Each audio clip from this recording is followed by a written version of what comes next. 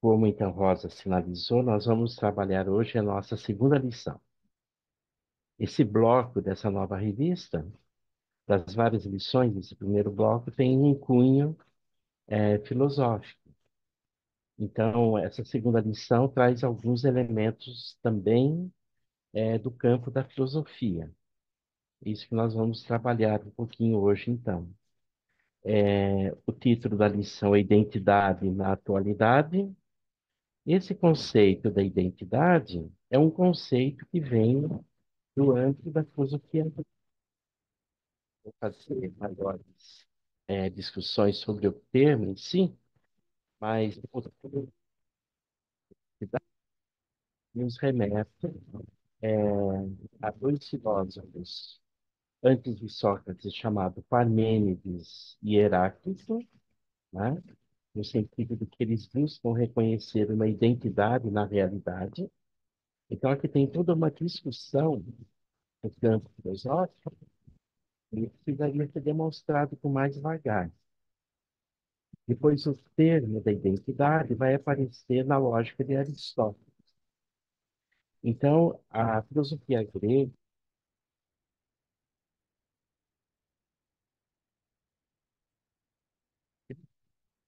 que nós vimos no ano passado, ela vai entrar em contato com a tradição bíblica e, de um modo muito particular, com o Novo Testamento, né?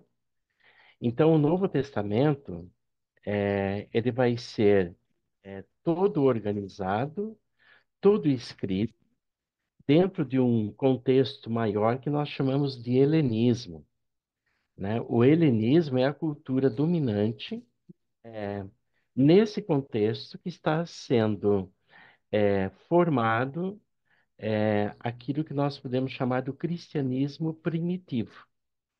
E está sendo formado, portanto, os evangelhos e também os evangelhos apócrifos, e está sendo organizado aquilo que nós teologicamente chamamos do cânon, os livros que vão ser oficialmente reconhecidos e aqueles livros que não vão ser reconhecidos e que são denominados de apócrifos. Então, a lição ela visa hoje a identidade da primeira comunidade cristã, que é que nós estamos chamando de cristianismo ou comunidade primitiva, né? Nós não estamos aqui pensando ainda um contexto onde o cristianismo ele vai se instaurar. O cristianismo ele fica sem nenhuma institucionalização até o século terceiro, mais ou menos, na atividade clássica. Aí nós denominamos, então, de cristianismo primitivo, né? E está fundado no movimento de Jesus. Então, nenhuma institucionalidade, né? O movimento de Jesus, o cristianismo primitivo, ele se dá do ponto de vista cultural no âmbito do helenismo, porque é a cultura grega que está sendo divulgada, e no contexto do Império Romano.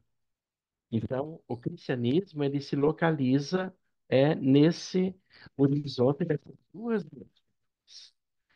Então, até o século terceiro, nós não temos ainda elementos de um cristianismo institucionalizado. Isso é fundamental para a gente poder entender esse processo. E é nesse contexto do cristianismo não institucionalizado que nós vamos fazer uma reflexão de compreender qual é a identidade desse cristianismo não institucionalizado. É isso que a lição ela vai nos ajudar a refletir. Então, pelo objetivo que a lição sugere para nós hoje, nós podemos encontrar, então, elementos dos conteúdos que nós vamos estar refletindo. Então, o objetivo se apresenta assim: mostrar que a identidade cristã contradiz a ótica pós-moderna. Aqui já são dois elementos. A identidade cristã, que emerge no contexto do cristianismo primitivo, e um elemento da pós-modernidade que tem a ver com o nosso tempo. Depois eu vou retomar essa questão mais à frente. E consiste no acatamento integral da doutrina dos apóstolos, que constitui o elemento objetivo da mensagem cristã. Então, qual é a mensagem dos apóstolos que vai dar a identidade do cristianismo primitivo, né? É a mensagem cristã que se apresenta no amor, né? Que se desdobra na comunhão e no partir do pão e na oração motivada pelo poder do Espírito Santo. Essa lição, então, ela também tem uma singularidade, porque nós estamos refletindo ela no domingo de Pentecostes, né? Então, é nesse dia onde celebramos 50 anos depois, 50 dias depois, me desculpe, do evento da ressurreição, né? E também da própria ascensão, é o momento que o Espírito Santo vem à primeira comunidade de cristãos, né? Aos discípulos, aos primeiros discípulos, juntamente com as primeiras mulheres que estão nesse movimento e agora recebem aquilo que no âmbito da Trindade nós chamamos da terceira pessoa, que é o Espírito Santo. Bom, então, nós vamos trabalhar a identidade cristã e a pós-modernidade. A pós-modernidade é um conceito empregado para caracterizar o nosso tempo, o nosso momento que nós vivemos hoje. Então, quais são os fundamentos que a revista sugere para nós? Depois seria interessante retomarmos essa lição em diálogo com a primeira lição, onde nós discutimos na primeira lição o papel do Logos, que nos ajuda a entender e a conhecer o cristianismo e nos ajuda também a reconhecer aí a própria identidade do cristianismo. Então, é graças ao Logos que se dá no contexto do mistério da encarnação. Jesus é o Logos encarnado, Jesus é a palavra encarnada, né? Então, é graças a esse Logos que nós podemos aqui refletir sobre aquilo que é o específico do cristianismo. O que que faz com que o cristianismo seja o cristianismo e não outra coisa, né? Bom, a lição ela sugere uma fundamentação bíblica que se encontra em Atos dos Apóstolos, no capítulo 2, versículo 42, que é assim: e perseveravam na doutrina dos apóstolos e na comunhão, no partir do pão e nas orações. Então, o que que dá identidade à comunidade primitiva cristã, né? É a doutrina dos apóstolos, que se fundamenta na comunhão, no partir do pão, na oração, fundamentado na experiência do amor. Nós poderíamos dizer, então, a partir dessa passagem, do livro de Lucas, que é Atos dos Apóstolos, os fundamentos, né, que constituem a especificidade do cristianismo. Então, se nós tivéssemos que perguntar o que torna o cristianismo na sua essência e na sua especificidade, é justamente a dimensão da comunhão, a dimensão da partilha do pão, a dimensão da oração que constitui a doutrina dos apóstolos, daqueles que estiveram na proximidade da experiência com Jesus. Então, é aí que nós temos que reconhecer o específico do cristianismo. Por outro lado, a revista sugere também uma fundamentação filosófica ao discutir a pós-modernidade. Então, ela está fundamentada em dois filósofos do século XX, um europeu e um norte-americano, um europeu chamado Zygmunt Bauman, cuja obra é O Mal-Estar da Pós-Modernidade. Zygmunt Bauman é um pensador polonês, ele está refletindo no campo da tradição do marxismo, mas não de um marxismo fechado e nem de um marxismo dogmatizado, mas de um marxismo arejado, em diálogo com a cultura, né? Zygmunt Bauman, então, é um filósofo polonês que se move no campo da modernidade e constata no mundo da modernidade aquilo que ele vai chamar de um mundo líquido, onde as coisas todas se desmontam, onde elas se descongelam, que nos colocam no âmbito de uma visão muito relativizante da realidade. Então, Zygmunt Bauman está tentando compreender o fenômeno da modernidade naquilo que ele vai chamar de pós-modernidade líquida. Por isso que ele vai discutir o tema do mal-estar na modernidade. Nós não podemos nos esquecer que esse tema do mal-estar, Zygmunt Bauman vai buscar no pensamento de Sigmund Freud, que é um pensador vienense, criador da psicanálise, e que vai escrever uma obra justamente com esse título, O Mal-Estar na Civilização. Freud, ele funda a psicanálise, mas Freud também é o pensador da cultura. Ele é um pensador do século XIX. Então, Zygmunt Bauman, ele está referenciado nas teses da tradição marxiana, mas ele também dialoga com outras teses que vêm do século XIX. E uma delas é a tradição que nasce no campo da psicanálise, criada por Freud. Mas também há uma outra referência na revista de um filósofo norte-americano chamado David Harvey. Esse filósofo ele vai ser um dos primeiros pensadores do século passado, também um pensador de inspiração marxista. Ele vai escrever uma obra chamada Condição Pós-Moderna, para nos ajudar a entender e a caracterizar o nosso tempo, o nosso contexto. Eu vou entrar daqui a pouco um pouquinho nessa discussão.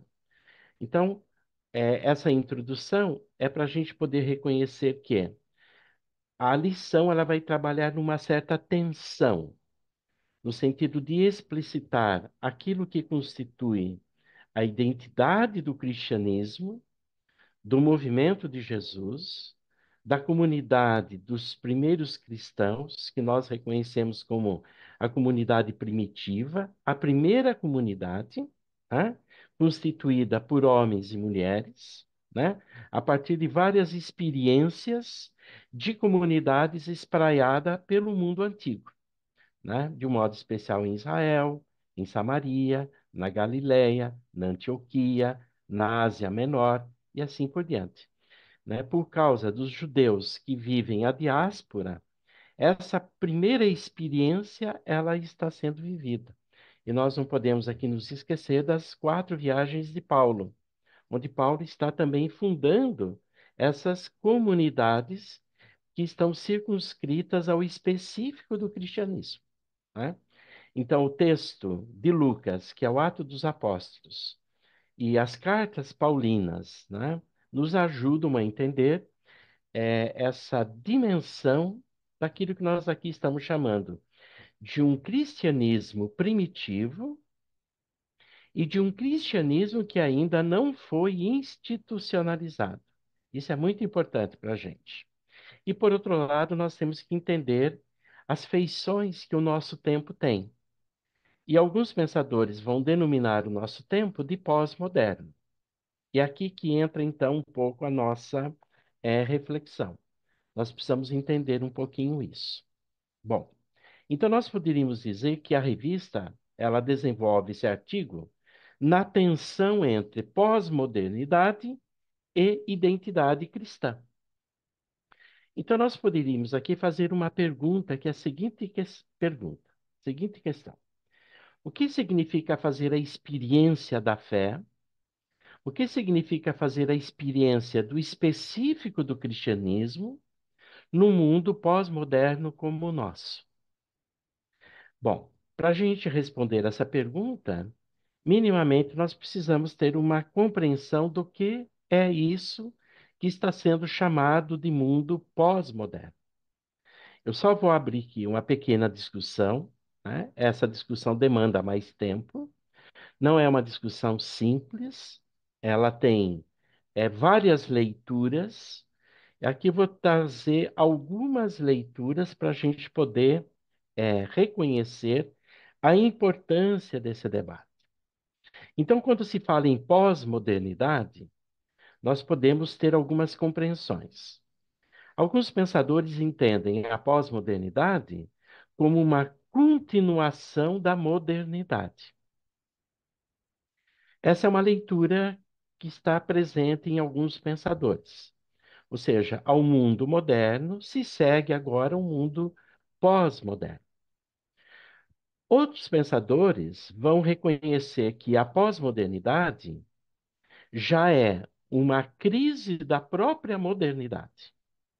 Então, vejam, para a gente falar aqui da pós-modernidade, nós vamos ter que pensar na modernidade. Nós vamos ter que entender o que que é o mundo moderno e o que que é o mundo pós-moderno, né? Mas também alguns pensadores, eles propõem, para além da modernidade e da pós-modernidade, eles propõem uma transmodernidade. Aqui nós vamos encontrar um filósofo argentino chamado Henrique Dussel, que faleceu ano passado, recentemente, esteve na Unimep por 2 vezes, e esse pensador ele tem uma originalidade no seu pensamento, porque ele dialoga com o mundo moderno e o mundo pós-moderno e propõe uma transmodernidade, né? Que tenha elementos positivos do moderno, elementos positivos do transmoderno, mas que também é supõe uma crítica aos elementos negativos da modernidade e aos elementos negativos da pós-modernidade. Mas existe uma outra postura também, que é uma perspectiva pré-moderna. Para alguns, se trata de um retorno a uma visão antes da modernidade. Então, nós temos pensadores pensando a modernidade enquanto pré-modernidade, pensadores pensando a modernidade enquanto uma continuação da modernidade, e pensadores propondo uma compreensão da modernidade na sua crise, né? E essa crise ela é denominada de pós-moderna. Então, a pós-modernidade seria a crise da própria modernidade em curso. Então, nós estamos num mundo que ainda não acabou, mas estamos também num mundo que está nascendo e que ainda não veio de todo. É essa tensão que nós nos encontramos efetivamente hoje. Quando falamos, então, da pós-modernidade, a pós-modernidade é um mundo onde as coisas todas são desconstruídas. Existe uma desconstrução do Estado, existe uma desconstrução da família, existe uma desconstrução da escola, existe uma desconstrução dos valores e assim sucessivamente. Por quê? Porque o mundo moderno ele entrou em crise. E o que que caracteriza o mundo moderno? E aqui eu vou usar uma única expressão. O mundo moderno é caracterizado pelo desempenho e pelo papel da razão. O mundo moderno é um mundo onde a razão pode pôr uma ordem na realidade. E a pós-modernidade reconhece que essa razão, que até então vinha pondo uma ordem na realidade, na família, na escola, no Estado, etc, etc, etc, dos valores. Hoje essa razão ela está também em crise, né? Então, nós podemos dizer que a palavra-chave do mundo moderno, e é que nós podemos datar a modernidade ocidental, que vai do século XV, XVI, XVII, XVIII, XIX, até a primeira metade do século XX. Esse é o mundo moderno. Esse mundo moderno, ele começa a ruir, porque a razão do homem moderno começa também a ruir. Por que isso? Porque a modernidade nasce sob o signo do homem. Então, nós podemos dizer assim, que a modernidade ela é antropocêntrica. O homem é o critério de verdade. E o que que no homem marca e constitui o critério de verdade? É a experiência e a razão. Por isso que a ciência moderna ela nasce sob o signo da experiência e da razão.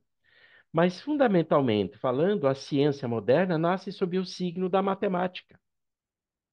Vejam, Galileu era um matemático, Nicolau Copérnico, um matemático, Immanuel Kant, um matemático, René Descartes, um matemático, Leibniz, um matemático, Isaac Newton, um matemático. São todos cientistas, são todos pensadores que fundam isso que nós chamamos do mundo moderno. E o mundo moderno é regido, então, pela experiência, o mundo moderno é regido pela razão, onde o critério de verdade é o homem. Então vejam, o critério de verdade não é mais Deus. O critério de verdade não é o mundo, mas o critério de verdade é o homem. E o que que caracteriza então o mundo pós-moderno? Caracteriza a crise desse homem moderno que somos nós. Então vejam, nós vivemos hoje no século XXI, mas nós somos herdeiros do homem moderno que nasce no século XV, XVI e se desenvolve aí, isso no mundo ocidental. Porque no Oriente as coisas se processam de um outro modo, tá? Aqui nós temos que fazer essa distinção, porque no mundo islâmico, no mundo hindu, no mundo asiático, essa compreensão de mundo, ela perpassa por outros lugares, perpassa por outras dimensões. Então, essa experiência da pós-modernidade é uma experiência tipicamente do homem europeu moderno, e nós somos herdeiros desse homem europeu moderno, mesmo estando na América, de um modo particular na América Latina e no Brasil. Nós somos herdeiros dessa tradição também. Como nós somos herdeiros de tradições indígenas, de tradições autóctones, de tradições dos povos originários, que nos constituem também. Por isso que no mundo hoje, como o nosso, né, as filosofias dos povos originários, as filosofias dos povos africanos, elas entram em cena, elas entram em questão. Porque no mundo pós-moderno, a despeito de toda a crise, existe uma abertura para o reconhecimento da pluralidade do mundo. Então, o Brasil ele é constituído pelos povos autóctones, na sua imensa complexidade, que ao longo da história essa complexidade ela foi sendo posta à margem e foi sendo dizimada e violentada, como também as culturas dos povos africanos que vieram para cá, no Novo Mundo e na Europa, no contexto da escravidão que começa no século XV, XVI, quando lá atrás, na emergência do capitalismo comercial.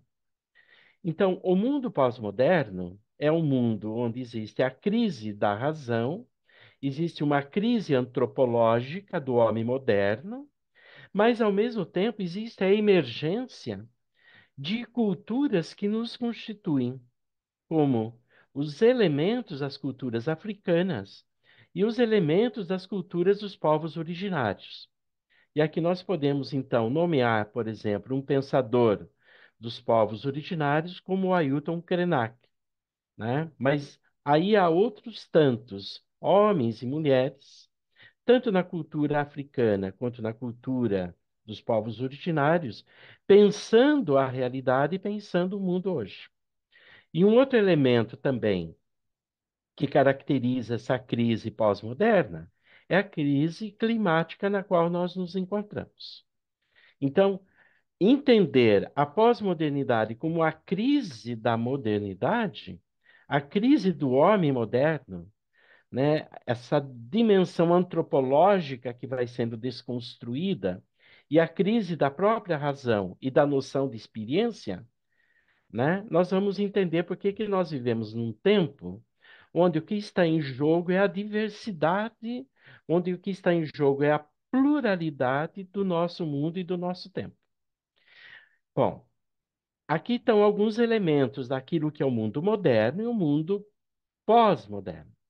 Mas antes do mundo moderno, nós vamos encontrar o mundo medieval, que começa já no século VI depois de Cristo e vai até o século XIV, o século XV. Então, na medievalidade, nós vamos encontrar a experiência onde o centro das atenções não são nem o mundo e nem o homem, mas é Deus. Por isso que o mundo medieval é um mundo teocêntrico. Então, a partir de Deus, se pensa o mundo e se pensa o homem. E no mundo moderno, a experiência é antropocêntrica. A partir do homem, se pensa Deus e se pensa o mundo. E no mundo pós-moderno? No mundo pós-moderno, existe uma crise da imagem de mundo, da imagem de homem e da imagem de Deus. E nós estamos no meio dessa crise. Então, vejam, existe uma verdade para o homem medieval? Existe. Essa verdade ela está centrada em Deus. A partir de Deus se compreende todas as coisas. Existe uma verdade para o homem moderno? Existe. Essa verdade é o próprio homem, que se fundamenta nos dados da sensibilidade e nos dados da razão, da racionalidade. E na pós-modernidade? Na pós-modernidade, esses modelos eles estão ruindo, eles estão em crise. Por isso que aqui eu volto a recolocar a pergunta. O que que significa fazer a experiência da identidade cristã num mundo pós-moderno como o nosso, onde há uma crise da imagem de homem, da imagem de mundo e da imagem de Deus? Então, isso é fundamental a gente ir perguntando, para a gente poder entender aonde que a revista nos leva na sua reflexão, quando estabelece o tema da identidade. Por isso que nós vivemos, por tabela, nessa grande crise pós-moderna, uma crise no interior das igrejas também. E, portanto, uma crise no interior do próprio cristianismo, né? Mas antes da Idade Média, nós vamos encontrar aquilo que nós chamamos da antiguidade cristã. E a partir de quando o cristianismo começa a se institucionalizar no mundo antigo? A partir do século III e do século IV, com Constantino. A partir desse momento, o cristianismo, que era uma experiência de comunidade não institucionalizada, uma experiência de comunidades que viviam na partilha do pão, na comunhão, em oração, e viviam na contramão da cultura romana, esse cristianismo ele se institucionaliza e ele se torna então uma religião oficial do Estado, já no mundo antigo, no fim do mundo antigo com o Império de Constantino. Aqui nós precisamos de uma boa história da igreja para entendermos como que isso vai se dando. Ora, na Idade Média, nós vamos encontrar um cristianismo já identificado com o Estado. E no mundo moderno, nós vamos encontrar um cristianismo que vai se manifestar na segunda divisão do cristianismo, que é a divisão entre protestantes e católicos. Vejam, o protestantismo e o catolicismo são produtos da modernidade ocidental. Não existe protestantismo na Idade Média. Como não existe essa igreja católica moderna que nós conhecemos na Idade Média. A igreja católica que se fala antes é uma igreja muito mais na perspectiva universal.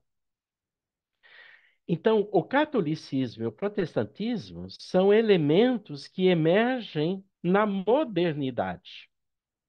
E que tipo de elementos cristãos nós vamos encontrar no mundo pós-moderno? São os movimentos pentecostais e neopentecostais. É isso que caracteriza também um outro elemento na pós-modernidade, né? Então, essas igrejas que nascem sem nenhum vínculo com a tradição, sem nenhuma experiência com a tradição, né? Então, nós vamos encontrar na modernidade aquilo que nós vamos chamar das igrejas históricas. A igreja luterana, a igreja calvinista, a igreja metodista, a igreja católica. E aqui não vamos nos esquecer de uma coisa. Quando falamos em igreja católica, são mais de 25 igrejas católicas. A que nós conhecemos é a romana, mas existe a bizantina, existe a grega, existe a russa. São mais de 25 experiências de igrejas católicas. A maneira também da tradição da reforma, que vai, de um modo ou de outro, se configurando em outras experiências. A que nós conhecemos no mundo ocidental do catolicismo é o catolicismo romano, mas há um catolicismo que é árabe, há um catolicismo que é russo, há um catolicismo oriental, há um catolicismo árabe, há um catolicismo africano e assim sucessivamente. O fenômeno ele é muito mais amplo do que nós podemos imaginar. Por isso que o mundo pós-moderno é um mundo onde todas essas expressões religiosas cristãs e também não cristãs, elas aparecem no nosso tempo. Então vejam, falar em mundo pós-moderno é falar num mundo muito complexo. É falar num mundo que está em crise e, ao mesmo tempo, é falar de um mundo que é de uma diversidade muito grande. E falar de um mundo que é constituído por uma pluralidade também muito grande, né? Uma pluralidade não só no mundo religioso, mas uma pluralidade, diversidade que vai se dar no mundo das ideias, no mundo da filosofia, né? No mundo da ciência, no mundo da economia, no mundo da política. Por isso que o nosso tempo não é um tempo fácil de ser lido, porque nós precisamos entendê-lo e pegá-lo e tomá-lo nessa diversidade, né, que ele se apresenta para nós hoje. E aí que a pergunta ela segue ecoando para nós. O que significa fazer a experiência da identidade cristã no mundo pós-moderno como o nosso? Bom, o que estava acontecendo na antiguidade clássica, na experiência do comunismo, do cristianismo primitivo? Estava acontecendo o nascimento, né? Aquilo que nós poderíamos chamar das primeiras aproximações entre fé e razão. Aquilo que nós vimos na lição passada. Lembre-se de que eu falei de Justino, mas não só Justino. Nós podemos aqui falar de Orígenes, de Clemente, de Tertuliano, de Santo Agostinho, ou seja, dos padres da igreja que estão fazendo a primeira aproximação entre fé e razão. A razão que vem da filosofia grega e a fé que vem da tradição bíblica. Ou seja, nós encontramos no pensamento grego um logos grego e nós encontramos na tradição bíblica, na tradição neotestamentária, um logos semita, que é a dimensão do Jesus, que se encarna, que procria, que se revela nesse evento da encarnação, quando do nascimento do cristianismo, na sua dimensão primitiva. Ora, o mundo antigo, então, é o momento onde nós vamos encontrar as primeiras aproximações e as primeiras tensões entre fé e razão. Na Idade Média, essa relação entre fé e razão ela já está mais tranquila, ela já está mais elaborada. Mas isso não significa que não haja aí tensão. Por quê? Porque na Idade Média tem aqueles que querem a separação da fé e razão. Na Idade Média tem aqueles que entendem a distinção da fé e razão. E na Idade Média tem aqueles que entendem a confusão da fé e da razão. A confusão é onde a fé e a razão se misturam. A distinção é onde a fé e a razão são distintas, mas elas são interligadas, mas elas têm os seus respectivos papéis. E a separação é uma separação de fato entre fé e razão. Então, no mundo medieval, no campo da filosofia e da cultura, já existia esse debate. E o que vai ser então a modernidade? O nascimento da modernidade é o nascimento de um novo tempo onde a fé e a razão já se separaram, né? A modernidade vai ser o momento da separação da fé e da razão. Por isso que na modernidade nós vamos encontrar tensões entre a fé com a filosofia, a fé com a ciência, né? E isso nós precisamos entender como característica do homem moderno. E na pós-modernidade, o que nós vamos encontrar? Nós vamos encontrar posturas e posições que apontam para a negação da existência de Deus. Deus é uma palavra que não precisa mais existir. A fé é uma experiência que não precisa mais existir, porque os valores humanos é que são enfatizados, a despeito da crise humana. Então vejam que na pós-modernidade existe uma crise mais agravada e agudizada da dimensão da razão, que é a razão do homem moderno, e, por tabela, uma crise da própria fé também. Então, o que eu queria agora abrir aqui na discussão para a gente poder visualizar melhor esse processo que eu estou construindo? Nós precisamos fazer aqui uma distinção entre cristianismo, na sua especificidade, na sua identidade, e cristandade. A partir do momento que o cristianismo se institucionaliza com Constantino, nós vamos ter a cristandade antiga. Ou seja, o que é a cristandade? É o cristianismo que agora ele toma a forma da cultura. Ele vai se identificando com as coisas, ele vai se identificando com o poder, ele vai se identificando com o Estado.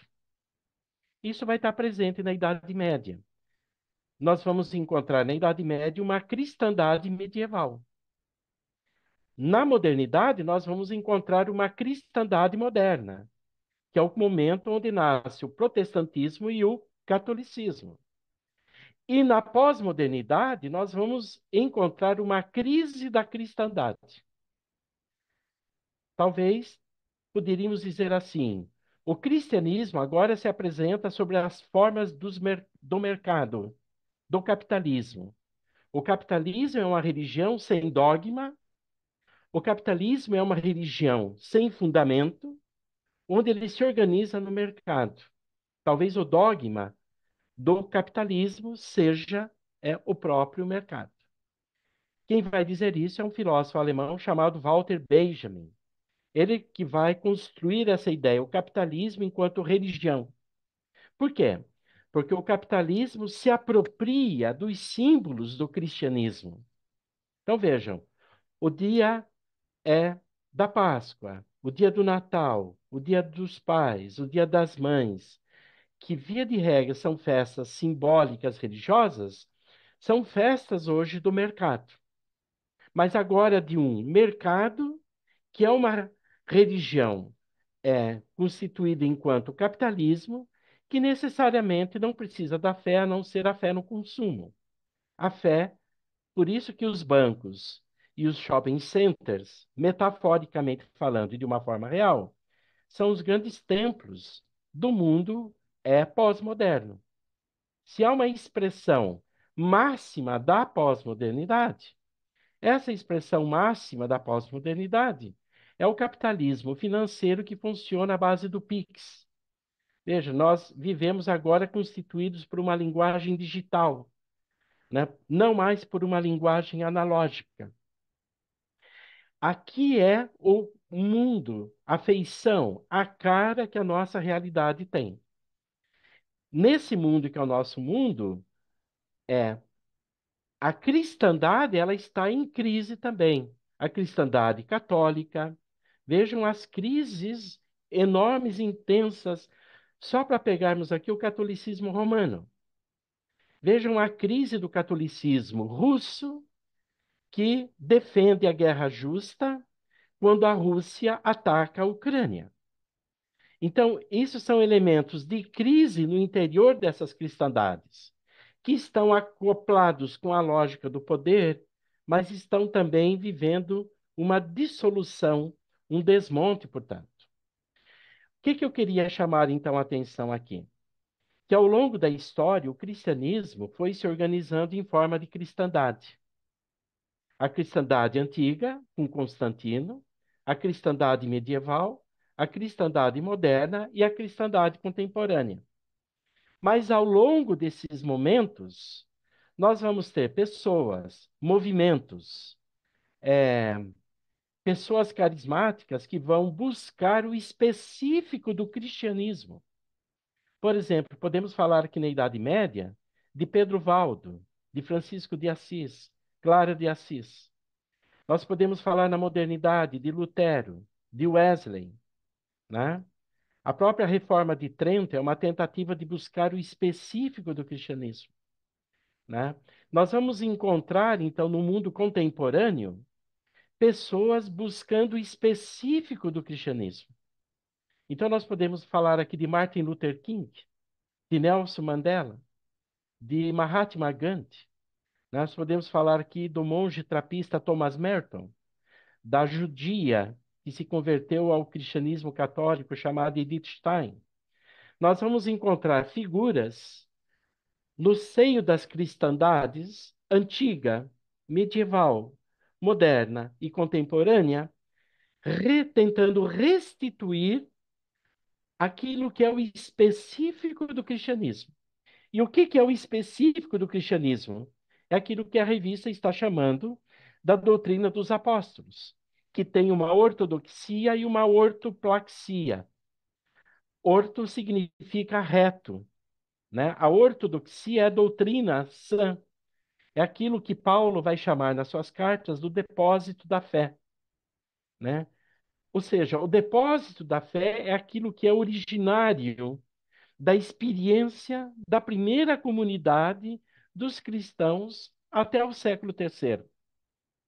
E essa experiência do cristianismo primitivo, ela vai ser constituída pelo elemento do partir o pão, que é a Eucaristia, né? A Eucaristia, nesse contexto, é de fato um momento onde ricos e pobres se encontram para comer a mesa farta. Por isso que num dado momento Paulo diz assim: não se apressem para comer, porque os mais pobres não chegaram ainda para a ceia, porque eles estão no trabalho, vamos esperar eles chegarem, né? A comunhão, vejam, a comunidade dos primeiros cristãos punham tudo em comum, dividiam tudo em comum, né? E a experiência da oração. Veja, aqui reside aquilo que está na mensagem que Jesus foi pregando no seu movimento, naquilo que nós chamamos do movimento de Jesus.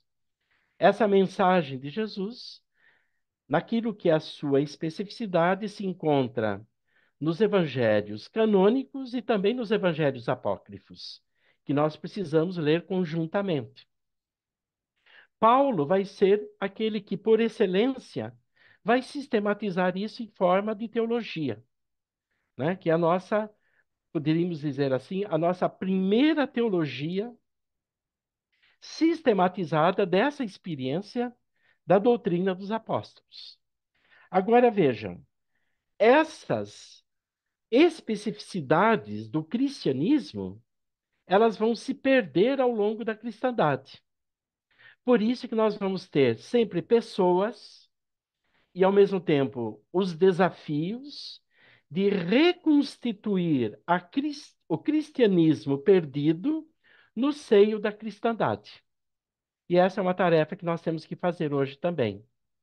Como que a Igreja Metodista, enquanto movimento metodista, veja, quando Wesley cria o movimento metodista, ele não está criando necessariamente uma igreja, mas ele está criando um movimento no século XVIII na Inglaterra, num mundo onde o capitalismo já está dando as suas caras, onde há escravidão, onde há exploração.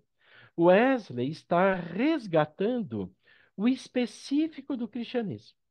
Calvino o específico do cristianismo. Lutero, o específico do cristianismo. Tomás de Aquino, na Idade Média, o específico do cristianismo. Edith Stein, no mundo contemporâneo, o específico do cristianismo.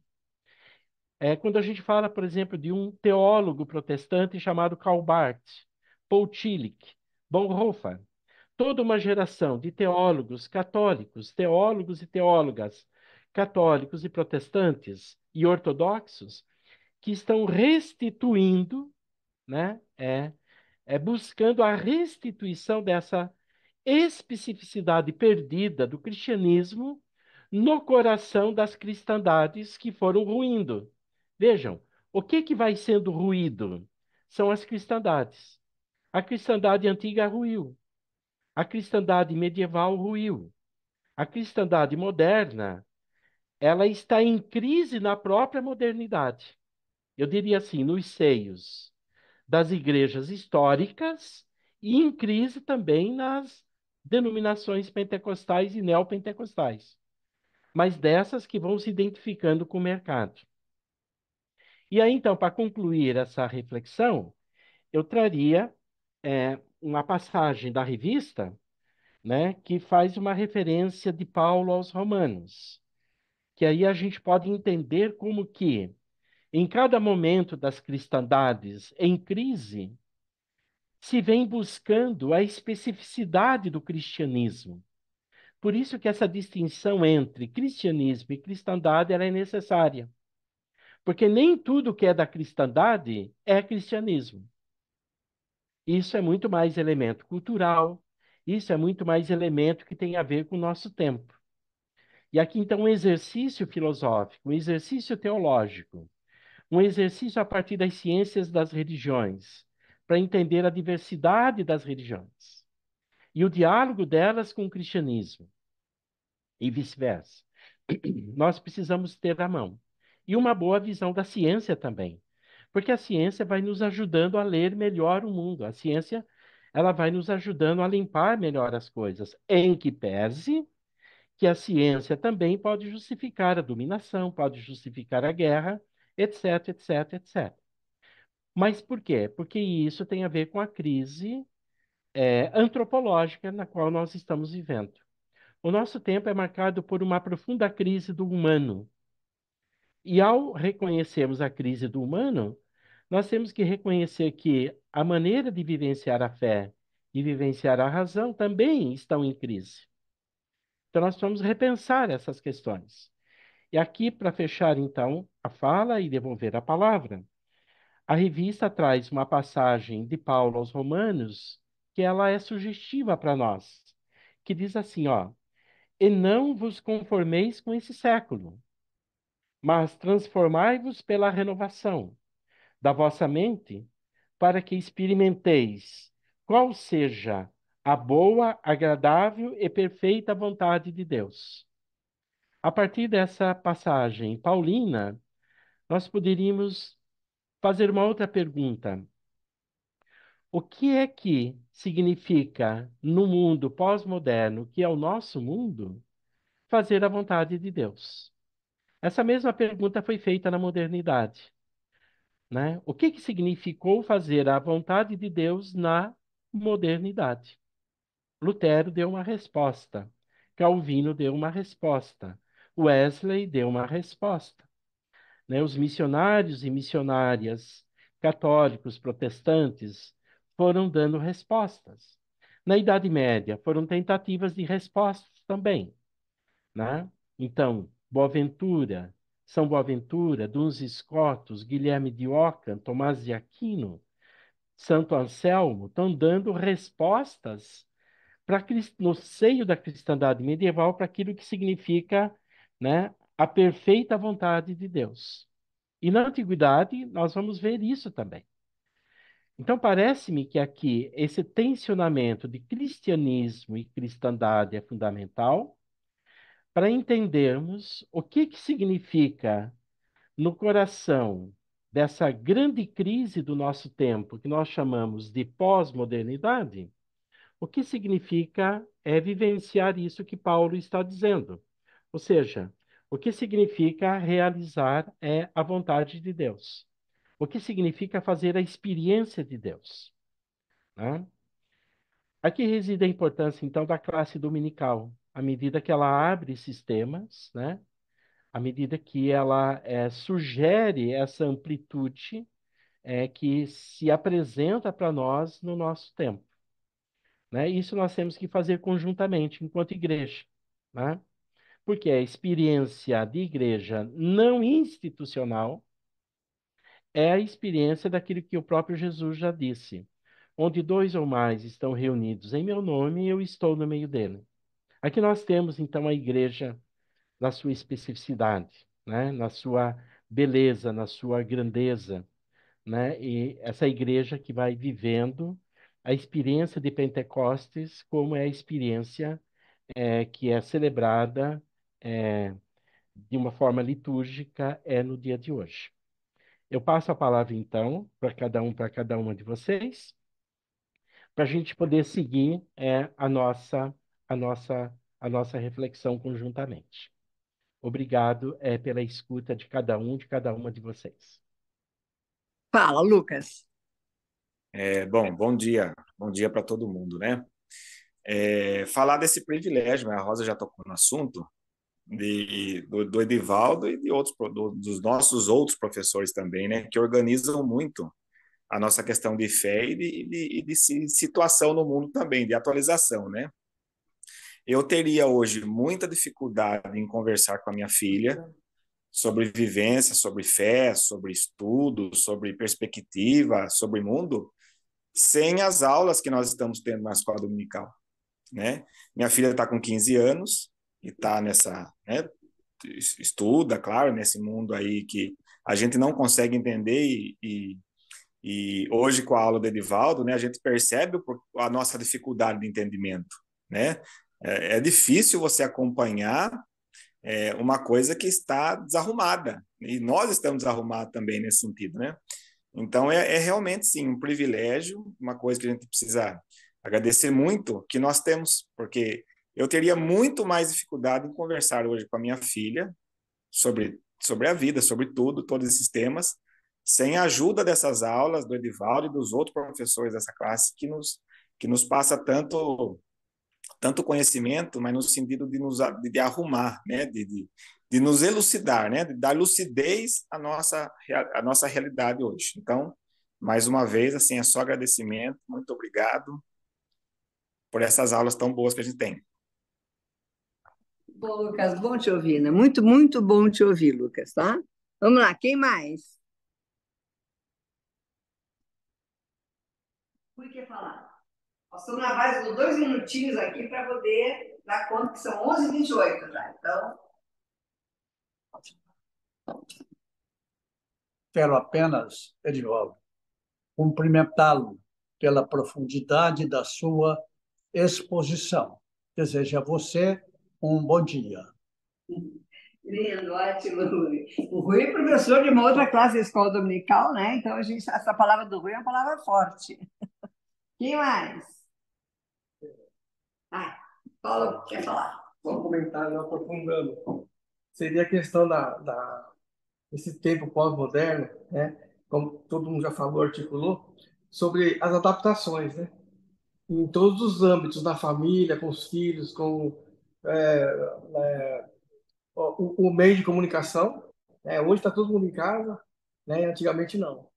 Então, é um monte de adaptações que a gente vai, que são benéficas ou não, né? Ou prejudica em algum ponto, né? E eu não poderia pensar nisso ainda, né? Com essa aula, parabéns para o Edivaldo, aí, pela exposição, tá bom? Que bom, né, Paulo? Bom. Mais alguém? Selma, Maria José, Ivonete. Aqui, Joanice, Pedro. Eu, Rosa, Maria eu, José. Rosa. Então, eu me senti feliz da vida assistindo essa aula com o Edivaldo, porque na minha correria, né, como professora, muitos anos, eu acabei dando aula de sociologia e filosofia, né, mesmo sem saber muita coisa, né? E E a dificuldade que eu tinha de ler, para estudar, para poder falar para os alunos, conseguir passar o mínimo, pelo menos, né, de que o aluno tivesse o mínimo de compreensão, foi muito grande. E isso foi maravilhoso ouvir o Edivaldo falar com essa tranquilidade que ele fala do complexo, né? Porque é muito complexo você ter que falar lá de trás e trazer para a nossa realidade, o mundo contemporâneo, para a nossa realidade, e voltar de novo e tentar justificar, porque, na verdade, é um nó que dá na sua cabeça, é uma construção e reconstrução ao mesmo tempo, trabalhar esse assunto. Fantástico, parabéns para o Edivaldo.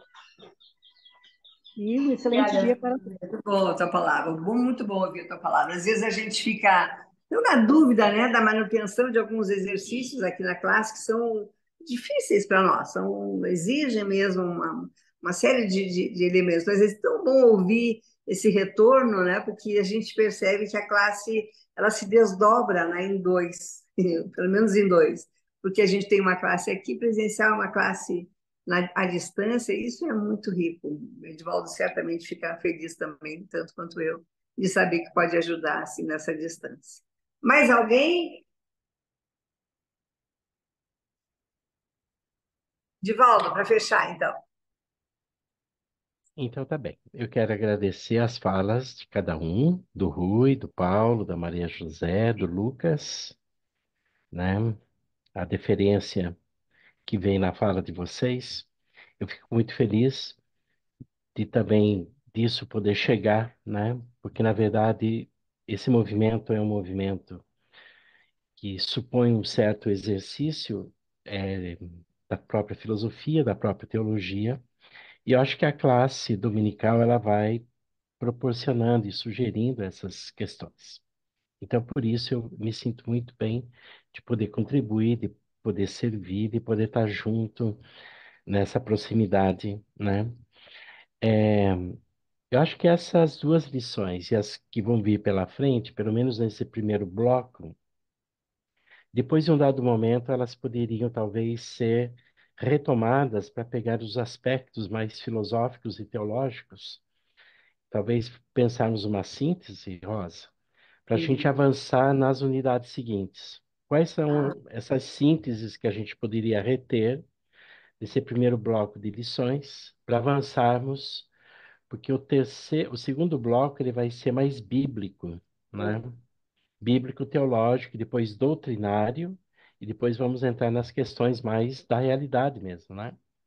Então eu acho que a gente poderia ir construindo de repente algumas categorias chaves para a gente ir manuseando na nossa própria dinâmica e de reflexão na classe dominical.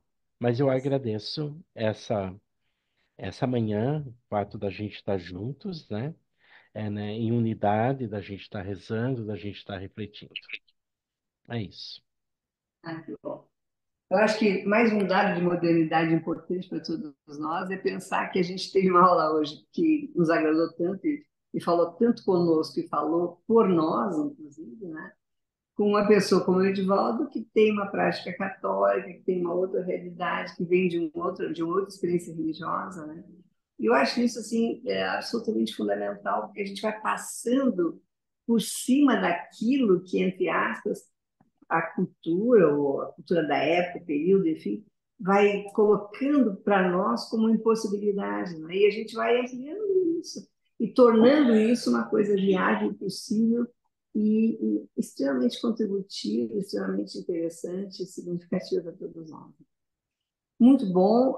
Eu queria só fazer mais uma lembrança antes da gente terminar, porque nós, há 2 semanas atrás, fizemos uma avaliação geral do trabalho da classe. Depois, aquelas pessoas que são nossas companheiras permanentes, eu mandei individualmente para cada um, pedindo que contribuísse para a gente poder fechar o processo avaliativo. De 11 pessoas que eu mandei, até agora recebi de 2. Eu quero contar uma coisa para vocês que é absolutamente fundamental e a gente pode ficar feliz e rir também, né, André? A primeira retorno que eu recebi de todos esses 11 foi do André, nosso querido amigo silencioso, né? Eu brinco sempre com ele, ele fala muito pouco, E ele foi o primeiro que me respondeu, né, por WhatsApp, e eu achei muito, muito interessante. Queria dizer isso aqui e dizer que a gente pode falar no silêncio. É isso que eu quero dizer, André. Eu respeito profundamente o teu silêncio, eu brinco com ele, mas eu sei que tu está conosco e o silêncio também fala, né? Queria fazer essa menção aqui e dizer então a todos que aguardo os retornos e que na próxima semana a gente continua com o Edivaldo, ainda são 5 lições, ele só deu 2, tem mais 3, e que talvez seja a boa oportunidade da gente lembrar de um outro que não esteja conosco, ligar durante a semana, perguntar o que está acontecendo e estimular para estar conosco aqui na paz. Uma boa semana para cada um, que Deus nos abençoe, nos guarde, nos dê conforto, nos dê segurança, nos abençoe todos os dias, que a gente possa orar muito pela tragédia, pelo drama que está acontecendo no Sul, e aqueles que ainda não fizeram, por uma razão ou outra, que façam as suas doações. Né? A gente, como igreja, aqui não fizemos nada, mas a gente tem estimulado as pessoas a fazer individualmente. Os Correios estão levando gratuitamente e há inúmeras outras iniciativas na cidade, aqui ou na cidade de vocês, vocês podem receber o tempo.